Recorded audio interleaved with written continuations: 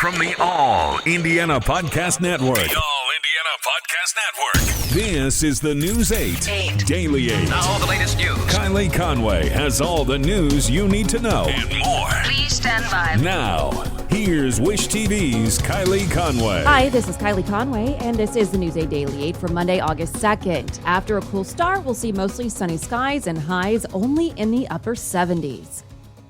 And this morning, we learned that Simone Biles will compete in the individual balance beam competition after pulling out of 3 other individual finals. Biles said she needed to step back from other events to attend to her mental health. She said she'd been experiencing twirlies. Apparently, it's a well-known phrase within the gymnastics community where you're mid-twirl and go blank, have no idea where you are in the exercise, and are disoriented, leading to the biggest fear of injury. USA Gymnastics tweeted early this morning, "We are so excited to confirm that you will see 2 U.S. athletes in the balance beam final tomorrow, Suni Lee and Simone Biles. Can't wait to watch you both." This is Biles' last chance to compete in the 2021 Tokyo Olympics. The beam competition will be held tomorrow morning. And this morning, Indianapolis is moving from outrage to anguish over a series of shootings. Another violent weekend is leaving the city on edge. Community and city leaders are calling for action. In a series of tweets this weekend, Fraternal Order of Police President Rick Snyder and 10 Point Coalition Reverend Charles Harrison expressed that the violence is surging, not slowing. And IMPD says this is about more than just shootings. No matter what this person was involved in, how this happened, he still has a family, still has a mom, a dad, a brother, or sister possibly, family and friends. They just want to know what happened. And the most recent shooting took place just after 11 last night. IMPD says someone was shot to death on the east side on New York Street, just west of Sherman Drive. There's no word yet on that person's name or age. And less than 2 hours earlier, 2 more people were killed in another shooting on the east side. This was 35th Street, just east of Sherman Drive. IMPD says that they found 2 victims dead inside a vehicle up against a tree. Detectives haven't shared any more information about who those people are or their ages.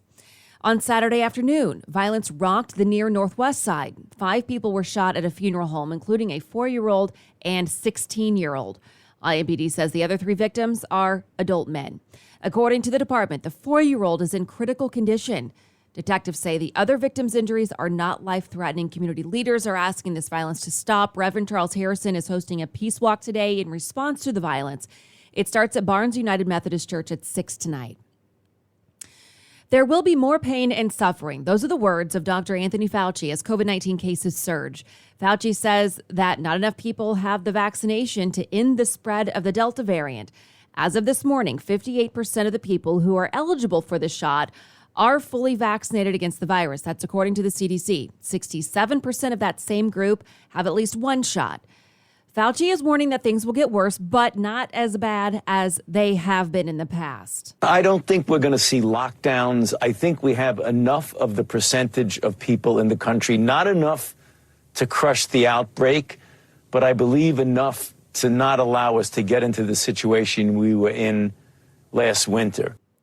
And the message appears to be resonating with some people. The National Institutes of Health reports that vaccinations are up 56% in the last 2 weeks. And masks are required for everyone on Purdue's campus, regardless of COVID-19 vaccination status. According to school staff, students and faculty will need to wear face coverings indoors. The change reflects last week's update from the CDC and State Health Department to try to control the spread of the Delta variant. And the director of the National Institutes of Health is defending the CDC's updated mask guidance.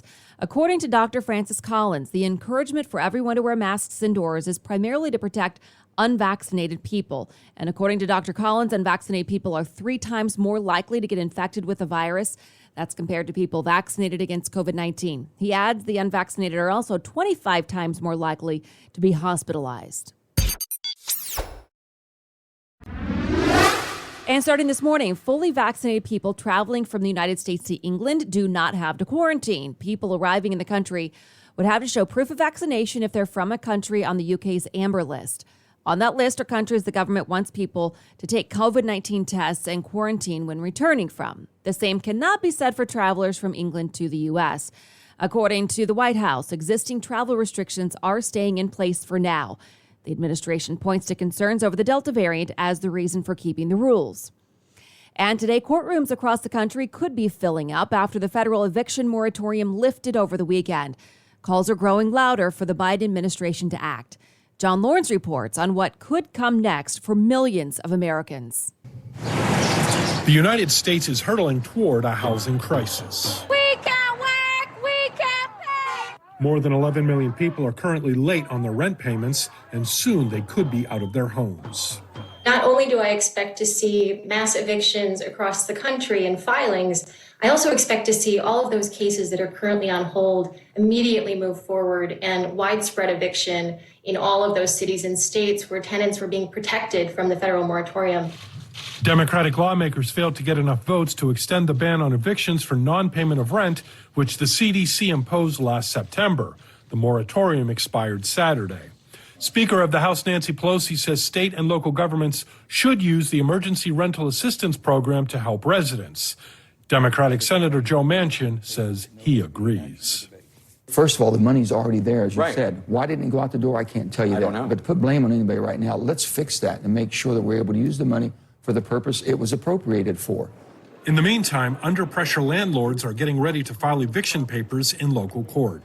I've had one apartment director who has told me that he manages multiple units in different complexes. He's told me he's bringing in just him alone over 300. I'm John Lawrence reporting.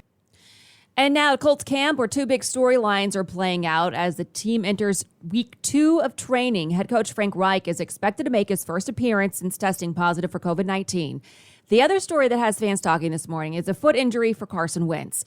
Jacob Eason is stepping into the role for the time being, but what if the injury, Wentz's injury, lingers longer? And the problem for the Colts, and the Colts fans know this, is that they've already given up picks for a quarterback this year. Could be a first-round pick, could be a second-round pick, depending on Wentz's availability. Do you want to give up more future capital to acquire a quarterback? I would say yes, because this is a team that has Super Bowl aspirations. At least they want to make the playoffs. I think they can win the division. I think they can win the division with a capable quarterback. Assume that would be Wentz. Now we have to figure out who that might be.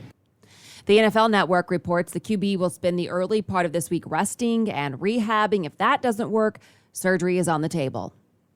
And today, firefighters from around the world are in Indianapolis for the Fire Department Instructors Conference. The yearly event gives fire and rescue professionals hands-on training to take back to their communities.